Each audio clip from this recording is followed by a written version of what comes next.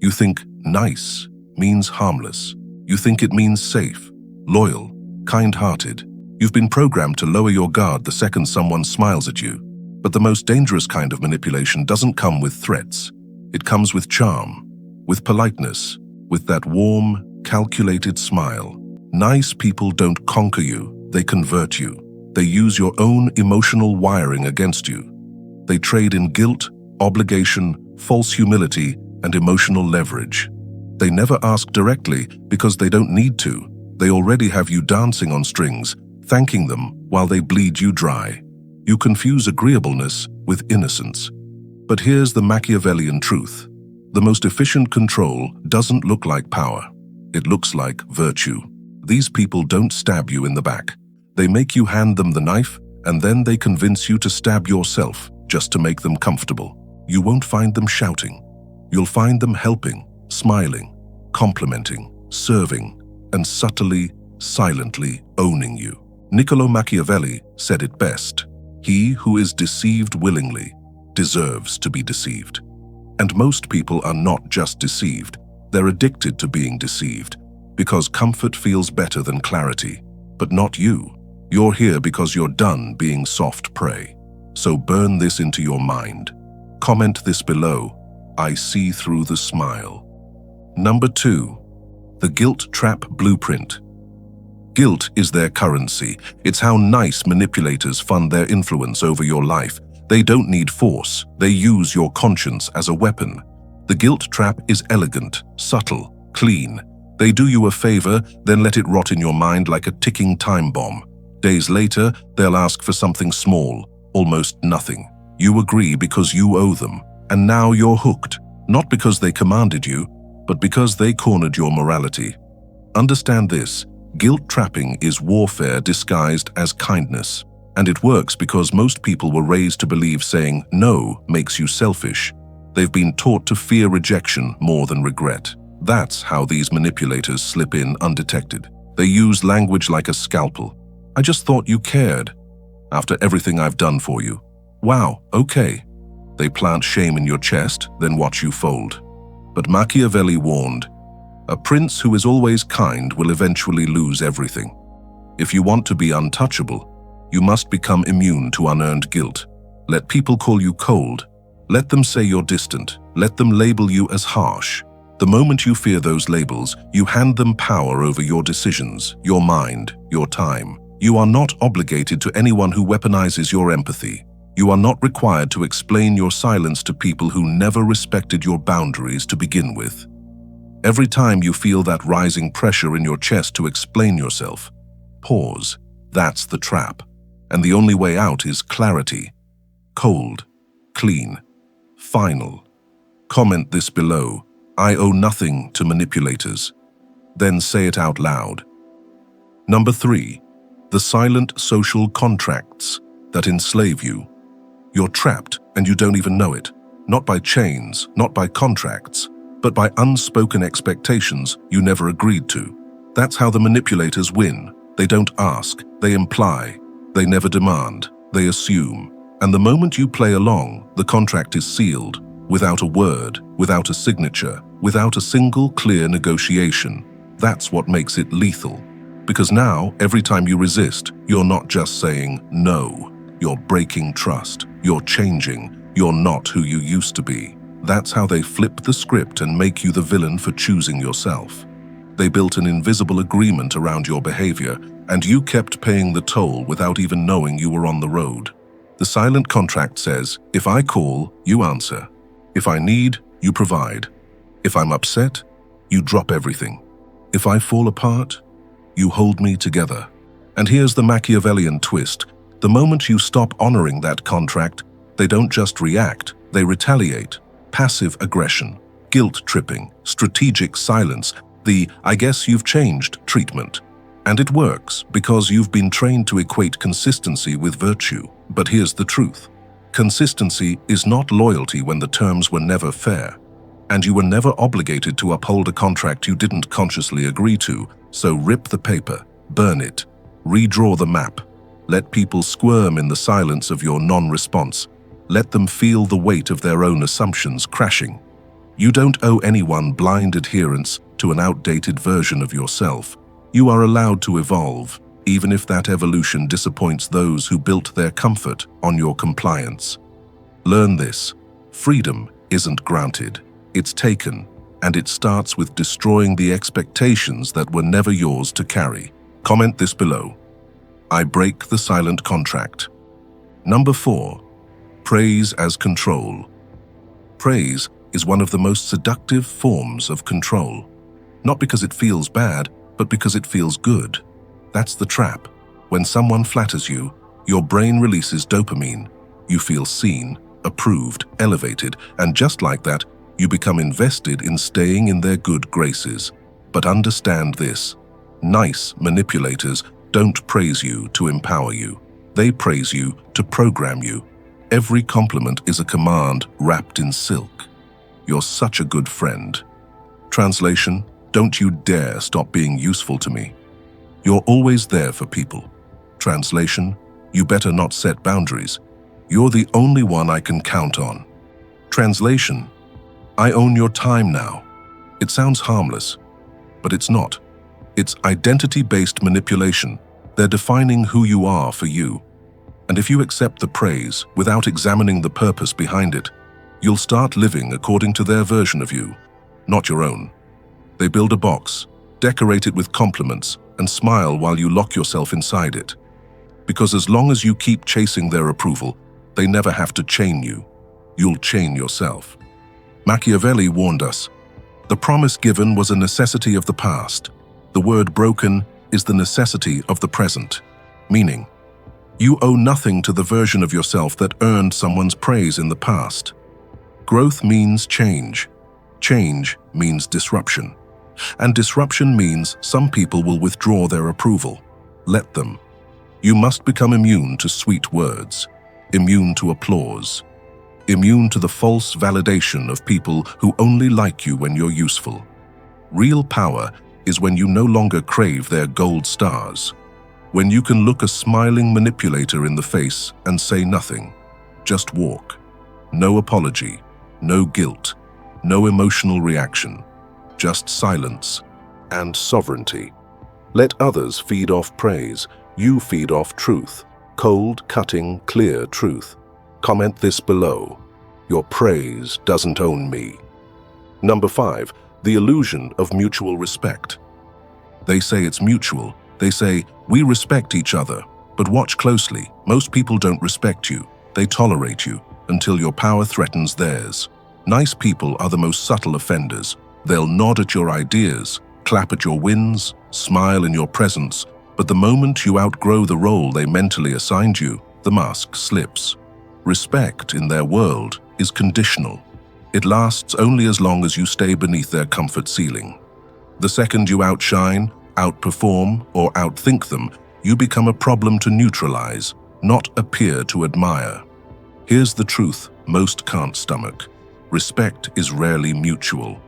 It's a psychological exchange, often based on silent hierarchy, not harmony. And nice manipulators exploit this. They maintain the illusion of mutual respect because it keeps you emotionally cooperative. If you believe they respect you, you're less likely to challenge their control, less likely to confront their subtle digs, less likely to walk away. It's a control mechanism, coated in politeness. Think about it. Have you ever been praised for being reasonable? Translation: easy to manage. Called humble? Translation: non-threatening. Told you're not like the others? Translation: you're less dangerous to my ego. These are not compliments, they're power probes. They're gauging whether you can be contained. Machiavelli understood this dynamic with surgical precision. He wrote, "It is much safer to be feared than loved when one of the two must be lacking." Why? Because love is fragile. Respect based on likeness crumbles the moment you evolve. But respect based on power, that holds, that sticks. You don't need people to like your growth. You need them to respect your distance, your silence, your willingness to walk. That's real leverage. The moment you prioritize being liked by your peers, you submit to their frame. But when you command space without needing permission, you flip the frame entirely. Understand this. Fake mutual respect is a prison with velvet walls. You feel safe, even appreciated, until you realize you've been psychologically contained. True power is earned when you start setting standards, not just receiving them. When you walk into a room, don't seek eye contact to be acknowledged. Observe who watches you for permission to speak. That's the real power dynamic. Break their illusion. When they compliment you, stay neutral. When they push back softly, push forward harder. When they say, "I didn't expect that from you," respond, "Good." Expect less. Let their discomfort rise. Let their perception collapse. Because those who only respect you when you stay small never respected you at all. They respected their own comfort in your presence. Here's what they won't say out loud. The moment you become untouchable, they resent it. Not because you've wronged them, but because you've escaped them. You're no longer accessible for their ego boosts, their manipulation, their fragile positioning. You've left the sandbox, and now, to them, you're dangerous. And that's exactly where you need to be. You're not here to be tolerated. You're not here to fit the script. You're here to see the frame, break it, and redraw it in your own terms. Respect is not something you ask for. It's something you command through silence, action, and presence. Comment this below. Respect isn't given, it's taken. Number 6, the power of no. No is the most feared word in the social ecosystem, not because it's aggressive, but because it's final. It doesn't beg, it doesn't explain, it doesn't soften itself to protect someone else's feelings. No is a wall, and manipulators hate walls. They want doors, open ones, silent ones, ones you feel guilty for closing. That's why they push you toward yes with softness, flattery, sympathy, or veiled obligation. Because once you say yes, they own a piece of your time, your energy, your mental real estate. And they won't stop until you bleed out in the name of being a good person. But here's the Machiavellian truth. A man who cannot say no is not free. He's just domesticated. And the world loves a domesticated man. They dress him up with praise. They reward his compliance. They call him dependable, selfless, mature. But beneath all that applause is a single expectation. Obey. Be available. Be agreeable. Be convenient. Because the moment you become unpredictable, when you start saying no without guilt, the room shifts, the smiles fade, the warmth cools, and you see the truth. They never respected you. They respected your accessibility. You were useful. Now you're sovereign. And that makes you dangerous. The power of no is not just in rejecting requests, it's in rejecting psychological control. No to the friend who only calls when they need something. No to the colleague who offloads their chaos onto your schedule. No to the family member who plays the victim every time you prioritize your peace. Every time you say no with full clarity and zero emotional leakage, you reassert your frame. You remind the world, I am not here to be harvested. I am not available for silent exploitation. I am not on standby for anyone's dysfunction. Machiavelli said, "A wise man does at once what a fool does at last." Most people wait until they're depleted to say no. They overcommit, get drained, then withdraw in resentment. But that's not power. That's reactive defense. Power is proactive refusal. It's not being hard for the sake of hardness. It's being firm because your time is sacred, your energy is limited, and your peace is not a community resource. Let others be soft and agreeable. Let them smile their way into burnout. You are not here to be accessible, you're here to be effective. The man who says no unapologetically is the man who gets what he actually wants. Because no clears space, it creates silence. And in that silence, you hear your own mind again, your own ambition, your own path. Yes is often a reaction. No is a decision. One makes you compliant. The other makes you untouchable. So next time you hesitate, pause and ask yourself, if I say yes to this, what am I saying no to in myself? That answer will tell you everything. Comment this below. No is my shield and my sword. Number 7. Machiavelli's warning to the empaths. If you lead with empathy, unarmed, uncontrolled, unfiltered, You will bleed for people who wouldn't even flinch for you. The world doesn't reward pure hearts, it exploits them, and nice manipulators know this better than anyone. They seek out the empath, not to appreciate you, but to harvest you. Your kindness is their fuel, your understanding is their weapon, and your refusal to set limits is their invitation to invade. Machiavelli warned us centuries ago, a prince who is always merciful will, in the end, bring ruin upon himself. That wasn't cruelty, it was strategy. Because empathy without judgment is emotional suicide. They cry, you console. They fail, you support. They lash out, you rationalize. And they know you'll keep showing up because you understand. But here's the Machiavellian truth. Most people don't need more understanding. They need consequences. And when you keep absorbing their chaos, you teach them that bad behavior comes with soft landings every time. That's not compassion, that's enabling. Real empaths think they're choosing love.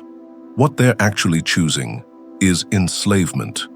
But it doesn't have to stay that way. Empathy isn't the problem. Untrained empathy is. When controlled, it becomes a psychological weapon, a diagnostic tool. You read people faster. You hear what they don't say. You feel what they try to hide. And if you pair that with stoic discipline, you become a different breed entirely. You see the pain, but don't rescue. You see the pattern, but don't engage. You watch them spiral, but you stay rooted. Because you finally understand. Your peace is not up for emotional ransom. This is the real warning. If you don't protect your empathy, the world will drain it, piece by piece, tear by tear, until there's nothing left but resentment. And by then, it's too late. You become cold, not by choice, but by damage. So take control before the damage owns you. Channel your empathy inward. Let it refine you, not enslave you. Care deeply, but act selectively. Help strategically, not reflexively. Detach to preserve. Observe without absorbing. You are not their therapist. You are not their savior. You are not the emotional sponge for the unhealed and unwilling. You are a sovereign mind with limited energy, and you choose who gets access to it. That choice is power. That boundary is protection. And that distance, that's your peace breathing again. So next time someone pulls at your heartstrings, pause, breathe, watch. Don't respond, assess. Are they truly in need, or are they addicted to sympathy? Are they asking for help or attention? Are they respecting your space or consuming it? Your empathy doesn't belong to everyone. It's not a donation box. It's not a public service. It's a weapon, sharp, precise, and deadly in the right hands. Wield it wisely. Number 8. Psychological warfare in everyday conversations. Most people think manipulation wears a mask of malice, something obvious, loud, and easy to identify. But that's amateur manipulation. The most effective warfare happens in the smallest words, the softest tones, and the most casual questions. The real manipulators operate in whispers, not shouts. In the daily conversations, you brush off as harmless. And that's what makes them lethal. Because while you're just talking, they're positioning, framing, probing. They're not just speaking to you, they're shaping how you see yourself. And if you're not aware, you're not in a conversation. You're in a chess match. You're already losing. It starts with a compliment that's just off center. Wow, you're more ambitious than I thought. Read the subtext. I didn't expect much from you. Then a question wrapped in concern. You sure you can handle all that? Translation. Let me install doubt and dress it as care, or worse, the subtle weapon of comparison. Jake just finished his 3rd deal this month. Wild, huh? Translation. Why haven't you moved faster? This is psychological warfare in disguise. Microaggressions that don't look aggressive, just clever, harmless. But the moment you react emotionally, they've won. Because now they've pulled you out of your frame, out of logic, into defense. And once you're defending, you've already surrendered dominance. Machiavelli would tell you, control perception and you control behavior. That's what these people are doing. They're shaping how you perceive your own status, competence, and strength. And the worst part, Most of them aren't even doing it consciously. It's instinct, trained over years of weak people rewarding manipulation. That's why you have to become hyperconscious. You must train yourself to read not just the message, but the motivation behind it. Listen for tone, timing, subtext. Watch their eyes when they say, "just joking." Gauge the pause before they speak. Are they calculating or connecting? And when you spot it, you don't fight fire with fire. You fight it with silence, with detachment. You don't defend, you observe. You reply slowly, you break their rhythm. You answer questions with questions. You destroy frames not with aggression, but with indifference. That's how real dominance is expressed, not through noise, but through the unshakable calm of someone who sees through everything. If they say, "you seem different lately," you say, "I am." If they joke about your standards, you look them in the eye and say, "they work." No smiles, no nervous laughter, no explanation. Because the second you stop performing for approval, their influence dissolves, their frames collapse, their emotional hooks miss their target, and suddenly you're not fun to manipulate anymore. You're dangerous, you're unpredictable, you're unreadable. That's power, not because you control the room, but because you control yourself in it. Understand this, you're not in conversations, you're in battles for mental real estate. And every time you let someone slide a tiny suggestion into your mind unchecked, you give up space. But when you become the observer, the strategist, the silent wall, they can't enter because they know you see everything. Comment this below. I read between the lines. Number 9. The cold reset. How to reclaim control. Once you see the game, the next step is simple. Reset the board. Not with anger, not with emotional outbursts, but with cold, calculated silence. That's the cold reset. When you realize someone has been manipulating you, covertly, subtly, systematically, you don't owe them confrontation. You don't need to explain the shift. You just stop playing, stop replying, stop showing up, stop participating in the performance. Most people burn themselves out trying to teach manipulators a lesson. That's ego. That's noise. And that's how you get pulled back into the cycle. A real power move. Total disengagement, no drama, just vanishing, ice cold, unapologetic. They'll feel it immediately. The energy changes. The access is gone. The predictable version of you, the agreeable, available, self-censoring version, is dead. And in its place stands something they can't predict. And that terrifies them. Because manipulation needs a pattern to survive. And when you go cold, you kill the pattern. You kill their rhythm. You strip them of control. That's the reset. You're not just walking away, you're rewiring the dynamic. And here's the Machiavellian kicker. They'll come back, not out of love, out of confusion, out of lost control. They'll test, they'll bait, they'll provoke. Stay cold. That's your power now. You're not obligated to entertain what disrespects your standards. You don't have to keep explaining your distance. Distance is the explanation. Reclaiming control isn't loud. It's clean. No long texts, no rants, just separation, just boundaries. And in that space, your clarity returns. Your self-respect sharpens. Your time becomes sacred again. And when you rebuild from that silence, you're no longer in the game. You're above it. Comment this below. I reset. I rise. I rule. Number 10. Become untouchable. The new you. You've seen the smiles. You've decoded the traps. You've learned the silence. And now you stand on the other side, untouchable.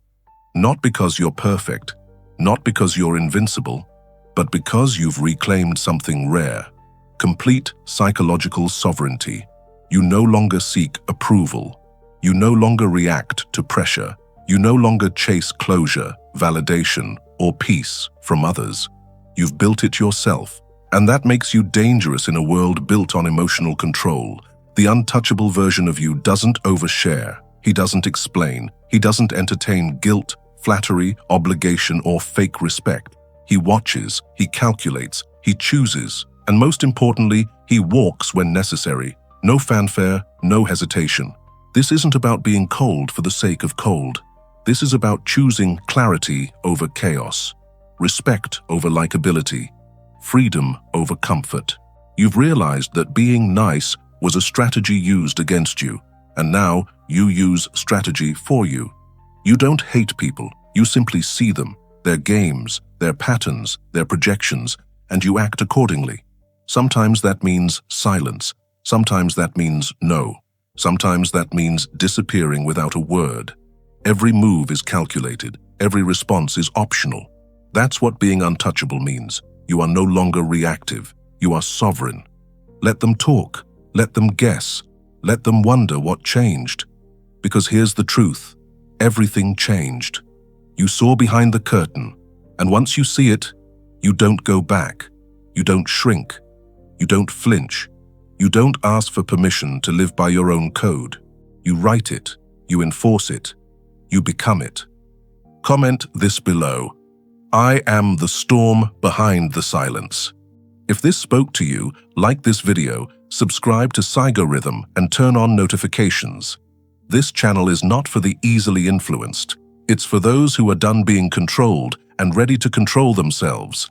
The game just changed. And now, so did you.